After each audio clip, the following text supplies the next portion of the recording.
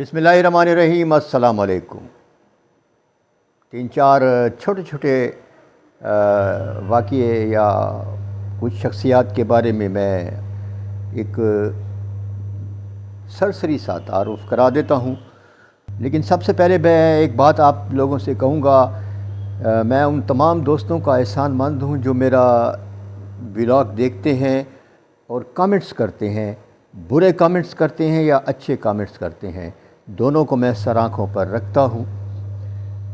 कुछ दोस्त ऐसे भी हैं जो मुझे मशवरा देते हैं कि आप ये फ़िल्मी दुनिया के मौज़ूआत लेकर कर बैठ जाते हैं, गुनाह होता है।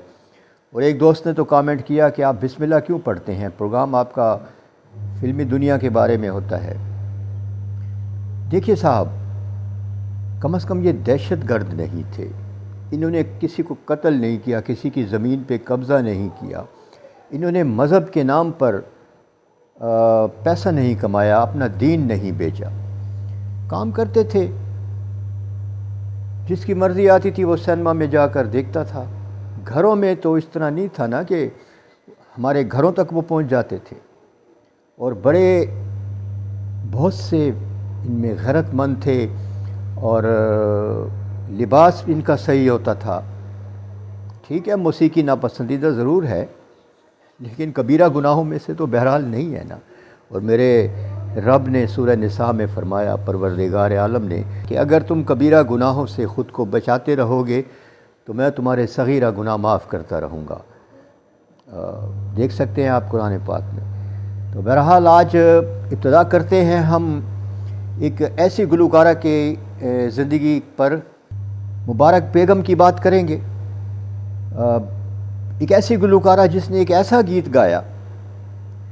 गीत गाया कि उसकी खूबसूरती, उसकी गायकी अभी तक बरकरार है।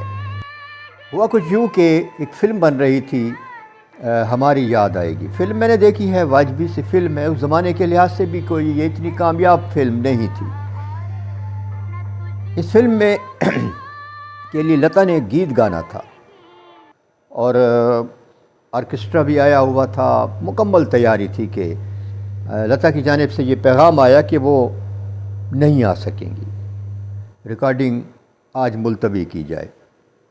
लेकिन रिकॉर्डिंग भी ज़रूरी थी और उस स्टूडियो में मुबारक बेगम नाम की एक गुलकारा भी थी जो कभी कभार किसी न किसी फ़िल्म में उनकी आवाज़ सुनने को मिल जाती थी, लेकिन पूरी तरह से उनका तारुफ नहीं हुआ था, मतलब वो इतनी कामयाब नहीं हुई थी। तो फौरी तौर पर मुबारक बेगम को बुलाया गया, थोड़ी सी रिहर्सल कराकर ये गीत रिकॉर्ड करा लिया गया और यूँ लगता है जैसे ये गीत मुबारक बेगम के लिए ही बना था। क्या खूबसूरत आवाज़, क्या खूबसूरत गायकी, ज़रा महसूस कीजिए।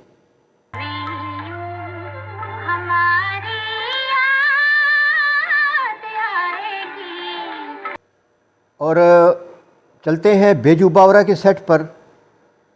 एक फ़िल्म बनी थी बेजू बावरा, उसमें एक गीत है, ओ दुनिया के रखवाले सुन दर्द भरे मेरे नाले। ये गीत रफ़ी ने नौशाद साहब की मौसीकी में गाया था और रफ़ी साहब थोड़ा सा हिचकिचा रहे थे क्योंकि इस गीत में जो उतार चढ़ाव है, हालांकि रफ़ी साहब गाने के उतार चढ़ाव से जितना वाकिफ़ हैं और जितनी खूबसूरती से वो गा लेते हैं, ऐसा शायद ही कोई गुलकार गा सकता हो।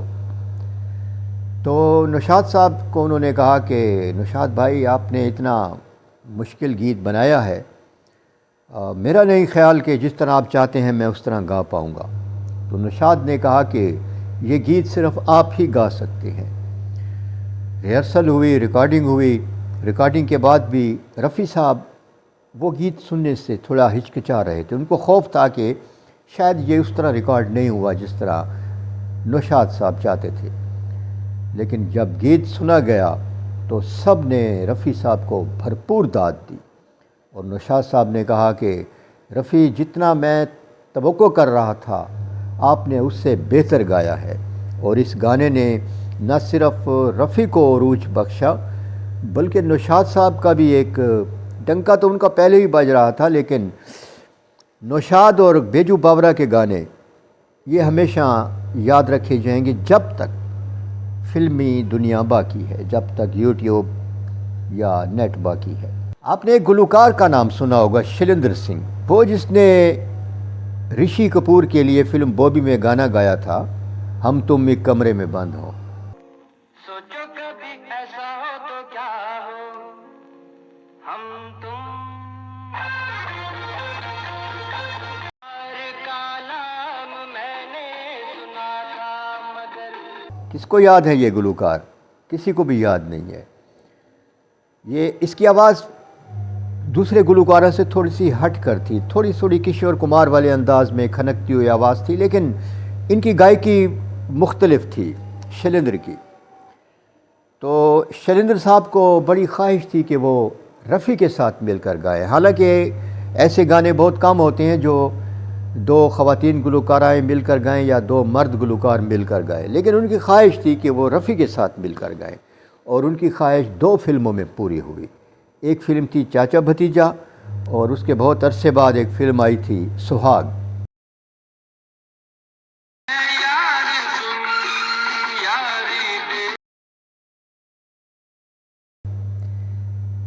ان دونوں میں رفیع صاحب کے ساتھ انہوں نے مل کر گایا، اور سہاگ کا جو گیت ہے، اے یار سن یاری تیری، بچپن میں میرا پسندیدہ گانا تھا، اور اس میں مجھے شیلیندر کی آواز بہت اچھی لگتی تھی، اور اس گانے کی ریکارڈنگ کے بعد رفیع نے شیلیندر کو گلے لگایا اور اس کی بے حد تعریف کی۔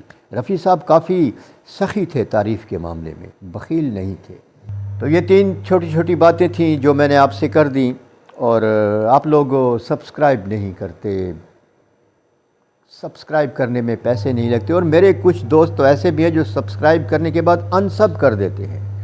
اب اس کے پیچھے کیا فلسفہ ہے وہ میری سمجھ سے باہر ہے۔ بہرحال میں اپنے تمام ان دوستوں کا، ان بھائیوں کا، بہنوں کا احترام کرتا ہوں جو میرا یہ پروگرام دیکھتے ہیں۔